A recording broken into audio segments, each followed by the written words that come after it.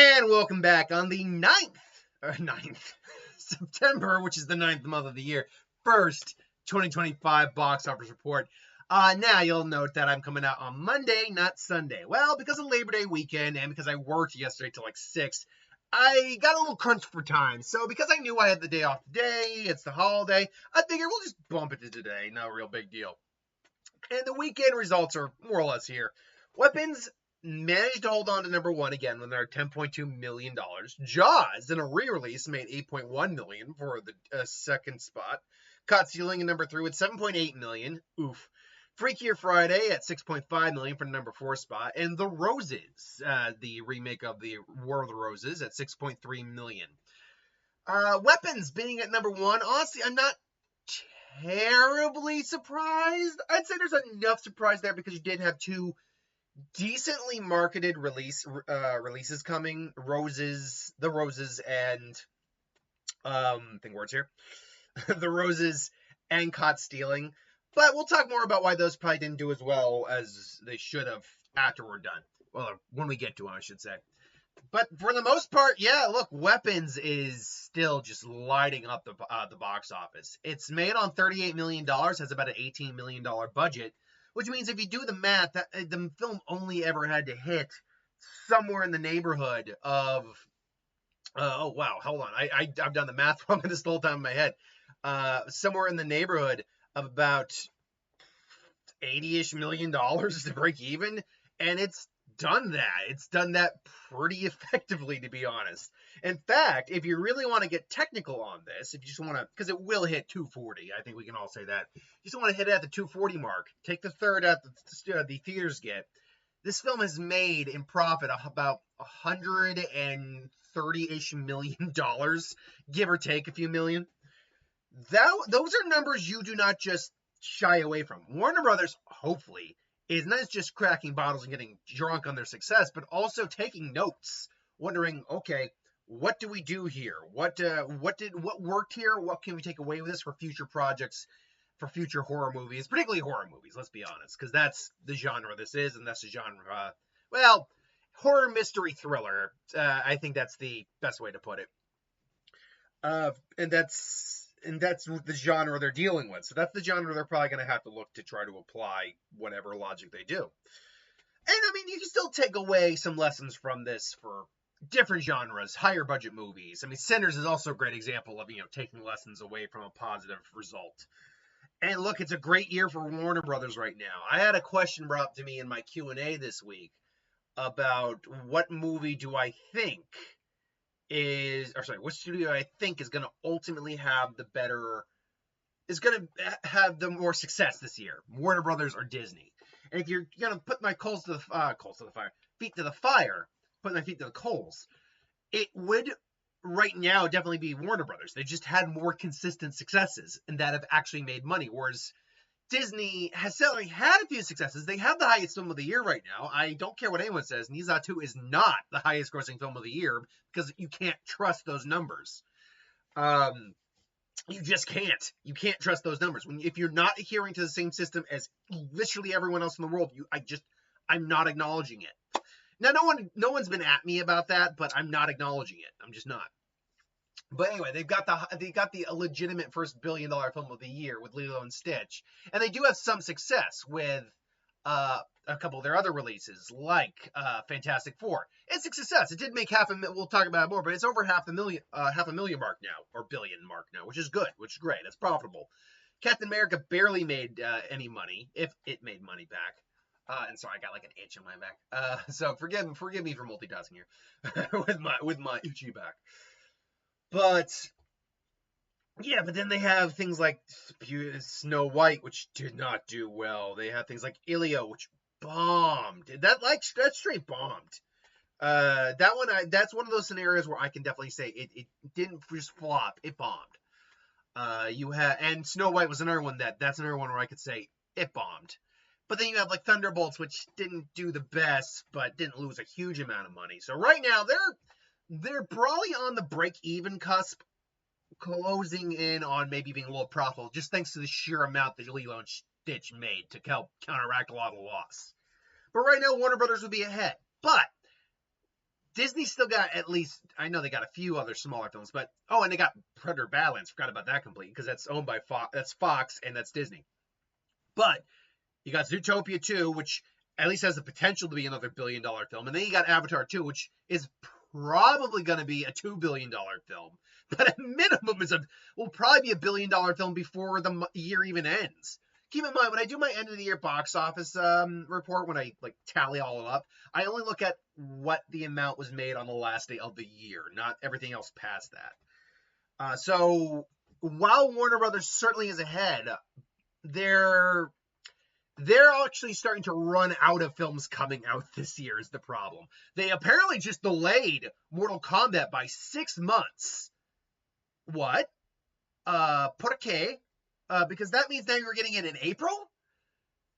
I'm looking forward to hearing because I'm watching one of my news, my movie feed shows later today that'll explain what it has. And I saw a headline, I'm like, I'm sorry, ¿por qué? Because I'm going to tell you right now, Warner Brothers, you shot yourself in the effing foot on this. You shot yourself in the foot on this. Bullshit if there's any excuse about effects or whatever. Maybe you thought, oh no, April's going to be a better month. Well, then you should start advertising it and then take it off its release date not more than 2 months away. That's not smart business. It's the same problem, but for different reasons, that Ballerina and Elio had. I keep making this example for this is the biggest. I keep bringing up this reason for Elio and Ballerina not doing well, but I really think it's one of the biggest reasons. They just got pushed off too long, but you kept advertising them. It's the same thing that happened with Godzilla King of the Monsters. You advertised it way too freaking early, and no one was interested by the time it came out, so it didn't even make $400 million. Fortunately, Godzilla vs. Kong and Godzilla vs. Kong 2 both made a lot more money, so there's clearly still interest in the verse. But the point is still valid that you can't do that with your freaking audience. I'm not saying Mortal Kombat 2 is going to be like a $500 million film, but a $1 to $2 to $3 million, $100 million film, that's, I think, if the film was entertaining enough, was definitely within reason. I don't know. I don't know. That I need to hear what the logic is behind this, because, look, if the film isn't done, that's fine. But 6 months off? When you've been advertising the damn film at this point? Again, I gotta hear what the reasoning is. Also, good news though. Jaws made $8.1 million on a re-release for number 2. I'm not going to bother clicking on it because when re-releases come out, it's not giving the full amount for what the film's made in its total run. Although I can just check what that is. But it shows that even though it's not even $10 million, a movie like Jaws, a cult class, not even a cult classic, a true classic of the genre, a widely praised film, still can bring in an audience for the summer. It's still got its beloved fans. I mean, and it should. Yeah, it brings it almost up to 500 million, so good for it. It's also a film that really has a different feeling on the cinema. I've actually never watched it in the cinema. I should have tried to get the chance to do so. But yeah, I mean, I can imagine just the way that film is structured, the way it feels, especially once you get on the boat and in the water. That film probably feels really intense on the big screen, especially with that music and when the shark does show up. Man, the tension that film has. It is still like a masterpiece of simplistic filmmaking, but done well. And it's just cemented, one of the films that cemented Steven Spielberg as the GOAT. Caught Stealing debuts at $7.8 million and a worldwide total right now 14.9 million. I had to double check yesterday what the budget of this and The Roses are. They have, roughly speaking, we don't know the exact budget on each of them, but it is speculated for both of them to be right around 40 million, which for both of these films makes sense. None of them seem like overly expensive films to make, but with the cast you have, particularly in The Roses with Benedict Cumberbatch and Olivia Colman, oh yeah, that's gonna be a bit of a budget on there, because they're both probably making $1 million or $2 million for their paycheck minimum. Even for films like that, because both are Oscar caliber actors. One's an Oscar winner, They're both A-list stars, honestly, quite frankly. At least Cumberbatch probably is a A-list star. Whereas in Caught Stealing, you don't really have a true A-lister in Caught Stealing. You have an up-and-coming A-lister with Austin Butler, who is fantastic. Everything I've known about Austin Butler, he is a fantastic actor, seriously talented, and he's one of the new up-and-comers coming out. But you got Matt Smith, you got Liv Schreiber, and Kingpin, Vincent D'Onofrio, but they're more minor side characters, and Matt Smith, well, technically a main character, isn't quite a main character, so, and Zoe Kravitz in there, but no one in that roster is someone who is, like, commanding $2-3 million a paycheck. At best, maybe he's like your main character, Austin, got like $1 million, something like that, but most of it's going towards everyone else, I would imagine, like everything else. And that's, by the way, neither of these are factoring in marketing. So unfortunately, both of these films did not do well on their release. This is for even if they were a $20 million film each, which I still could have believed, these are not numbers you want for a film on 20 million, let alone 40 million, not including marketing, which admittedly probably wasn't a lot for either of them. Caught Stealing probably has about 30. I'd say The Roses has less, probably about 20. But even still, that means you're looking at a films respectively that got to make about 105 and 90 million to break even. Oh man, you want to talk about losing money on the cutting room floor here. Let's just actually go to The Roses real quick, since they're in the same category of conversation. Ironically, it made less domestically, but made more internationally, so it's actually made more worldwide. It's still not going to be a successful film long term, unless word of mouth. I actually haven't checked what the Rotten Tomatoes is saying. I really enjoyed The Roses. I really enjoyed it. Isn't it my best movie of the year? No, it's not my best movie of the year. Sinners probably still holds that honor, but it's still an entertaining ride, absolutely. Now let's quickly see. Let me get that out there so things are a little bit. What are Caught Stealing, Toxic Avenger, and because I didn't see the Toxic Avenger either this week. Again, I meant to see both Toxic Avenger and Caught Stealing on Friday, but I live in a college town, so the college kids have come back, and all that traffic and all that business. I was just things that would normally take me less than like a certain amount of time were taking me far longer to do, and by the time I got everything I needed to done, my movie for I think it was Caught Stealing was starting up, and I still had to go and pay my phone bill and all. And I just I've lost all interest on doing things at this point. But okay, The Roses only 66%, really. Okay, Caught Stealing's got a better rating on both fronts, 84 and 85 respectively. And Toxic Avenger, ironically, Toxic Avenger, it's actually, if we want to get the math right on this, both Caught Stealing and Toxic Avenger have an equal rating if you balance out the percentages. But The Roses, I would have thought The Roses would have been more positively received. It's not like it's been bad. 66 is a decent number. But, I don't know. But either way, yeah, it's just, these are not numbers you want to see. And I don't see, word of mouth helping a lot in this scenario. Especially because we still have more films coming out in September. Hold on. This week we have, I believe, One Battle After Another and Conjuring Last Rites is this week, right? Let's see here. The Conjuring Last Rites, or is it One Battle After Another next week? It's coming out, this week, this month. I know that. The Legend of Hiei 2, Untitled Conjuring series movie, Twin Liz. Okay, there's Last Rites. They've been advertising One Battle After Another for a little while now. I'm guessing, hold on one second. We're going to just look at what September's bringing up. When does it come out? It's sometime this month.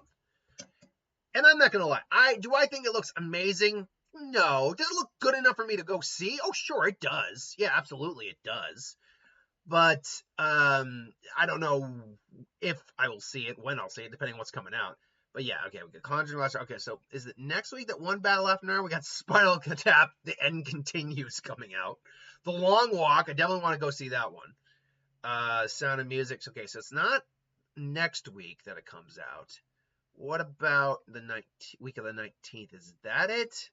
Big Bold Beautiful Journey, by the way, I saw a trailer for that. It was attached to, was it attached to the Roses? Yes, it was attached to the Roses. That actually looks pretty nice. I actually like that concept. Little whimsy, walk through your life. I am not, I'll be honest, I'm really not looking forward to him that much. Something about him has not interested me whatsoever. Okay, One Battle After Another comes out all the way at the end of the month. Okay. And yeah, I will be seeing that as opposed to The Strangers 2, which I have no goddamn interest in. And I didn't even see Strangers, most recent Strangers. And F. Gabby's Dollhouse. Oh my god. So yeah, but no, that, what was it? Big Bold Beautiful Journey. Yeah, I want to see that, but him? I don't know what it is about him that doesn't appeal to me. Like, I loved Get Out. Us was disappointing, but I like the concept of Us, and there's good stuff in the movie. I actually was a fan of Nope. Me and my girlfriend actually really liked Nope.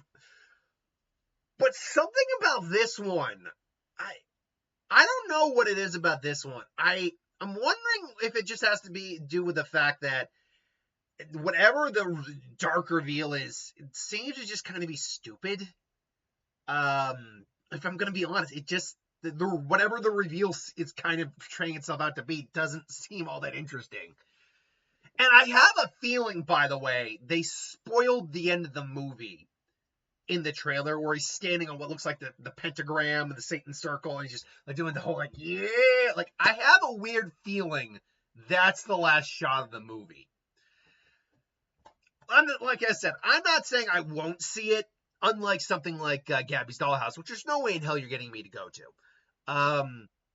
Even if it's half animated, I don't care for animation loving brothers and sisters out there.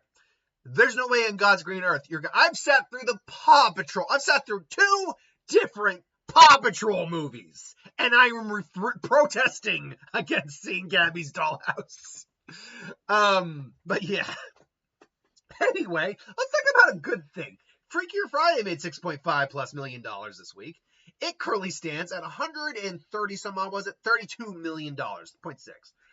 So that means it's profitable. The film's made on about $45 million, roughly, somewhere in that neighborhood. And I had to assume it's like $30 million in marketing. It was marketed enough that we knew it was coming, but not overly marketed. So you're looking at a film then that has to make in the neighborhood, because it's made on then $75 million. You take the half of it and add it onto there. That's your general amount you need to make. You're looking then at a movie that has to make right in the neighborhood of like 118. So it made its money back. And like I said, it really does remind me of the Mean Girls musical that came out about a year or 2 ago. I think it was coming out right as the pandemic, or not 2021, it was 2022, right? Because I remember seeing The Beekeeper that year too. I think it was like the same week I saw that, right? Or something like that.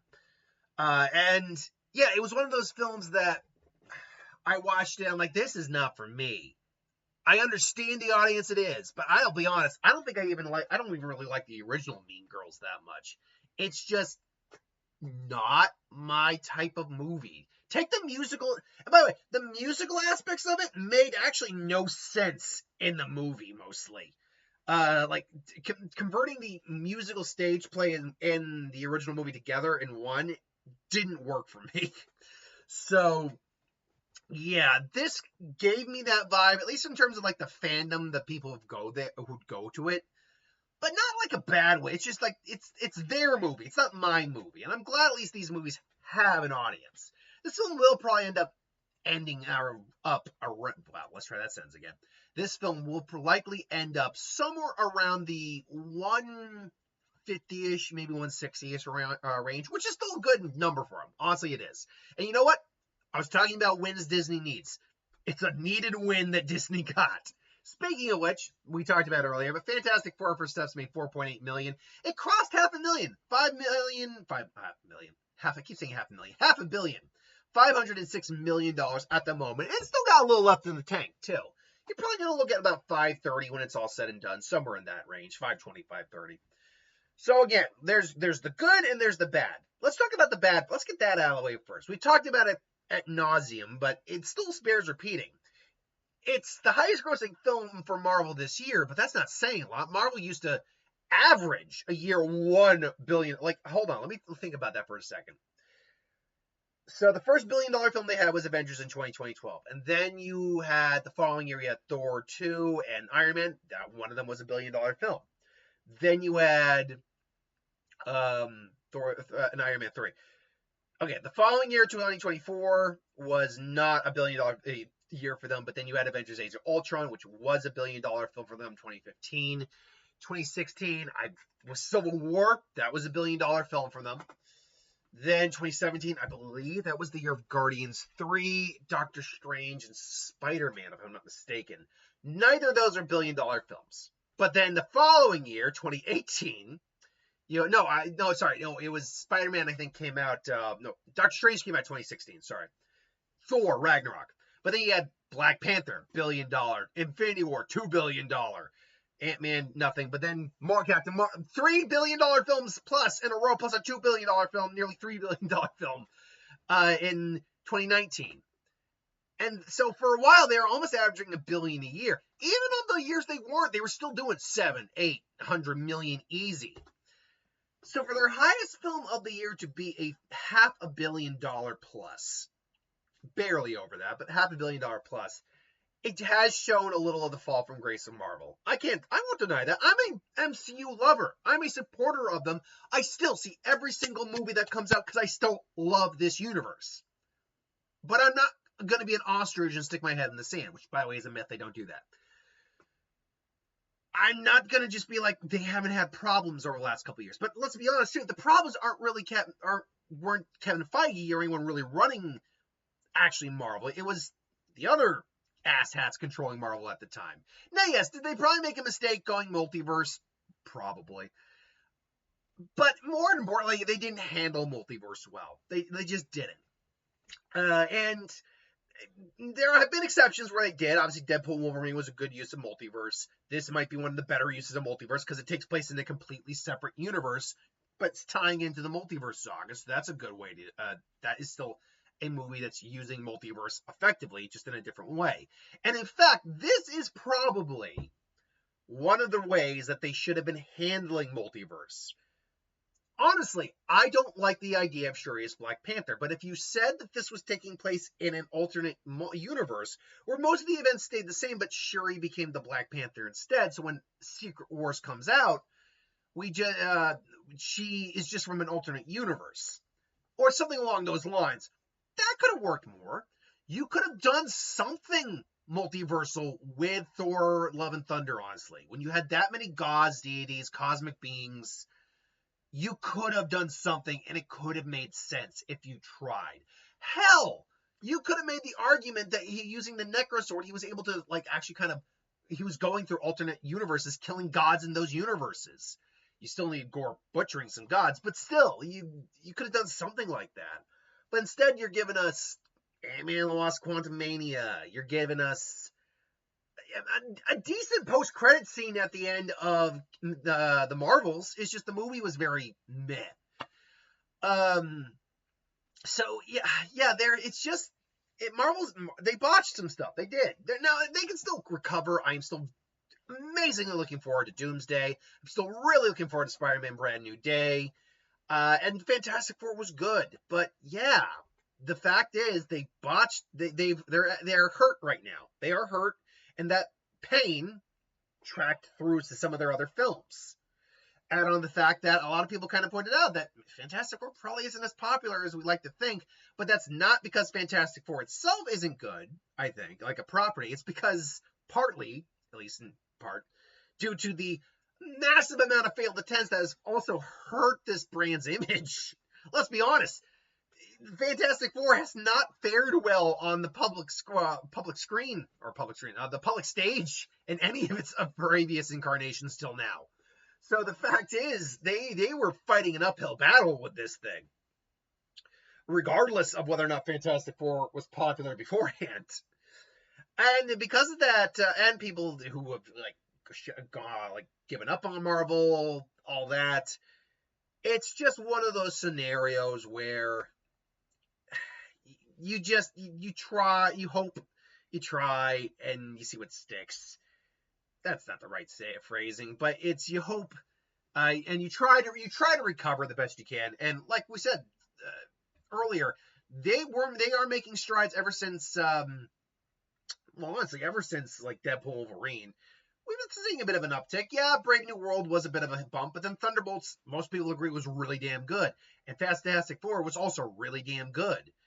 And look, Brave New World was the last film left over from that old regime of Disney before everyone came back and before Iger came back, Kevin Feige got all his power back. So hopefully, and again, the two movies that came after that movie were both really good, at least according to the general audience. So, I mean, look, we can go on all day of why it didn't do anywhere near as well as it probably should have, but let's look at the bright side. It still was profitable. It was the guaranteed profitable movie of the three Marvel films, so it did make money. Maybe not a huge amount, but it made money. It made over $500 million, which is good.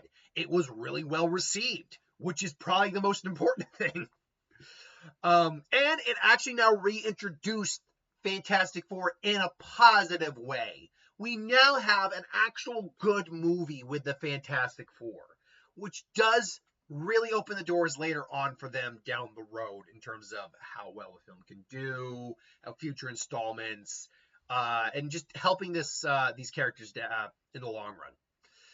All right, then. Bad Guys 2, $4.7 million. It is also surprisingly closing, and this is kind of what I was suspecting could happen with this film, because we saw what the international was for the first one, and that's where a bulk of this movie's money came from.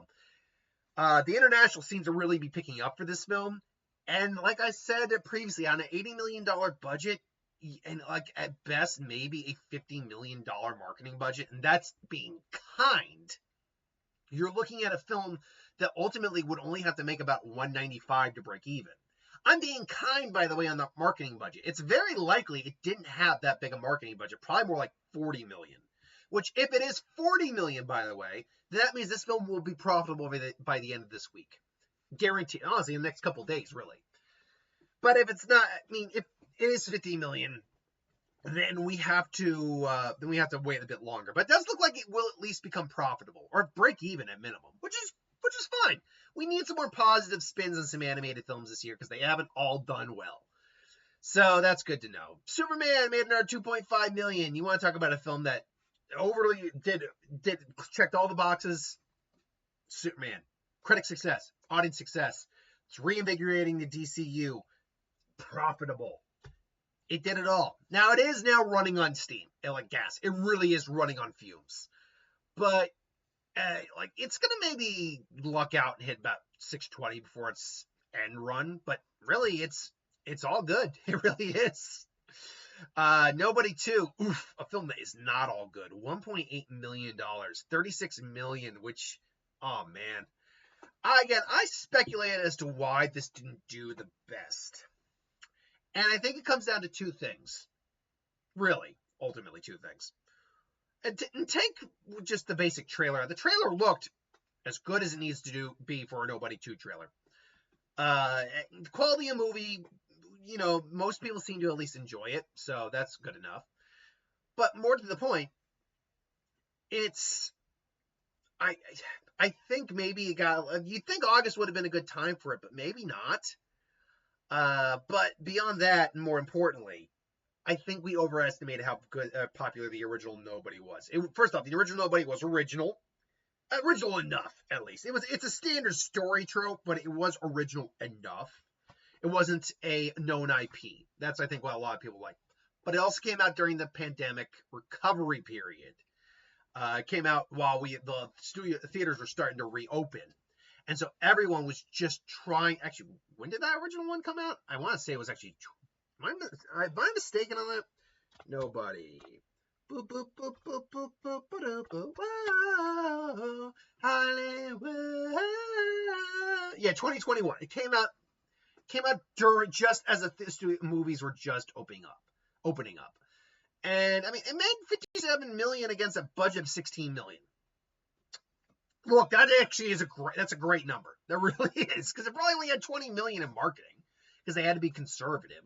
So they looked at that number, said, hey, it ended up making a little bit of money. Why don't we try to make another one?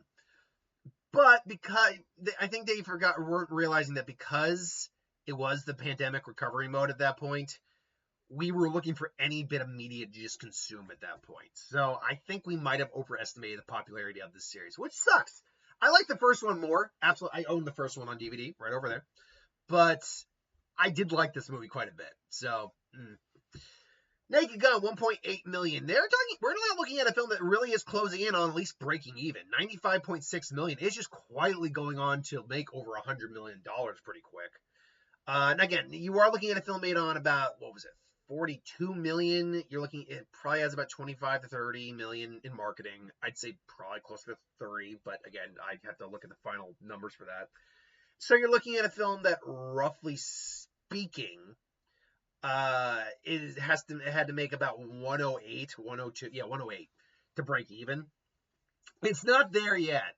If it can just get there, I'll be happy, because I would like to see more modern remakes of films, of concepts for parody movies like this, because this movie was hilarious. It's one of the best comedies I've seen in a long time. But I'd love to see a redoing of Hot Shots, or if Charlie, as far as I know, Charlie Sheen's cleaned up his act quite a bit, but I know he's also, there's no way he could probably get back in that kind of shape. He's in his mid-50s now. But still some version of Hot Shots, some version of Airplane, something like that. I would like to see more attempts at old parody IPs like this. That'd be a lot of fun. Toxic Avenger made 1.7 million worldwide, just stands at 1.7 million. Actually, no, it stands at 2 million if we're factoring in what it's going to make on Labor Day today. I didn't see it, obviously, so I heard it was pretty entertaining, though. It is, though, a remake of a Troma film, so if you don't like that type of film, then you probably don't want to go see this. But there's that. Jurassic World Rebirth, 1.4 million. It is currently at $855 million. Like I said last week, it's pretty done. It's got a couple million left in the tank, and that's it. But it doesn't need to hit the billion. Hell, it doesn't need to hit the 900 million. It still made a lot of money. So they got to be happy. Now, this F1 made a little over $1 million. It still made $613 million, which is great. But it's still, as far as I know, and again, I'll double check the numbers at the end of the year when I do the final box office, but it's still not profitable.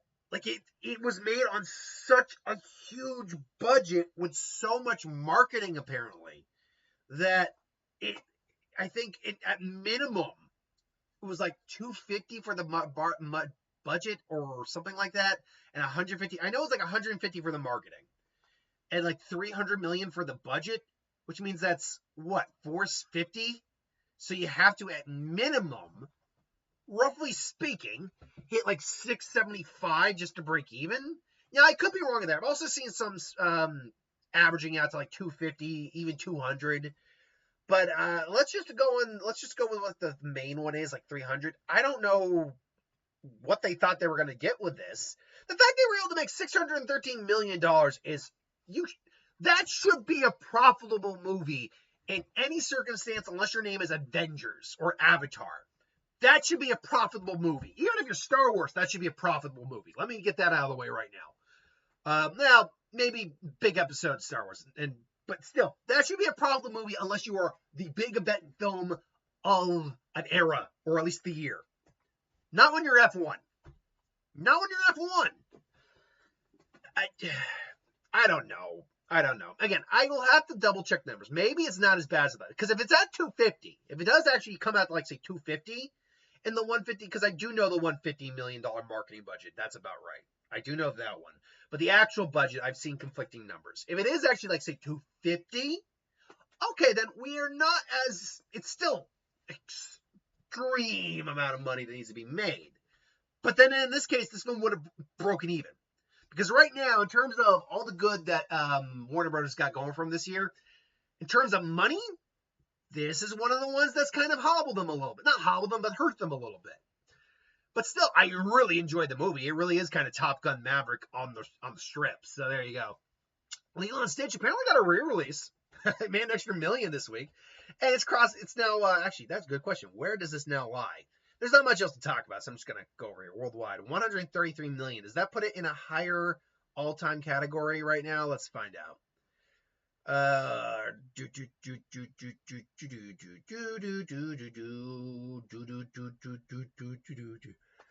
Let's see now. Worldwide.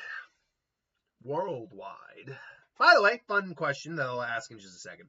That puts it as the 51st highest grossing film of all time. And actually could become the 50th. It's literally a $500,000, not even, away from the 50th spot. It's not crossing that after that, though. It has to make another 10-something million to do that if it's going to make it the 49th spot. But hey, it might actually hit the 50th. Good for it. But question, do we think they're going to re-release Avatar and Avatar Way of Water with Avatar Fire and Ash this year?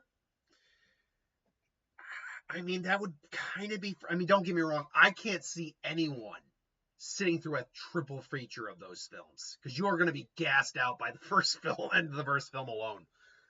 But that being said, like a week before the first one, people can go re-see it on the big screen, relive it, all that. Look, it's pretty much free money Disney would be getting at that point. So, and you could push your original Avatar to over the $3 billion marker. By the way, Knees Out 2, get your ass out of the top 5. We all know that's a bullshit number. Where is that? I don't know who is still doing that, but it's because if I go to Worldwide, well, then guess what? That's funny. That number isn't correct. So what's going on? Again, I don't know what asshat is running the site. I really don't. I love Box Office Mojo. I still go here every week to get the box office numbers. I do. What dumbass is running this? I don't know. And yeah, I'm saying dumbass. Like, come at me, guy, if you ever were watching me. Like, I'm sorry. Fix that. This is supposed to be about facts. It's one thing that you were recording these out too. I get it. That's your job to record the numbers no matter what. But I can't stop you from doing that. I can't stop you from doing anything. But if you're watching me, I can tell you your numbers are conflicting. They're not right. At least make sure that the numbers match. Anyway, so that's this week.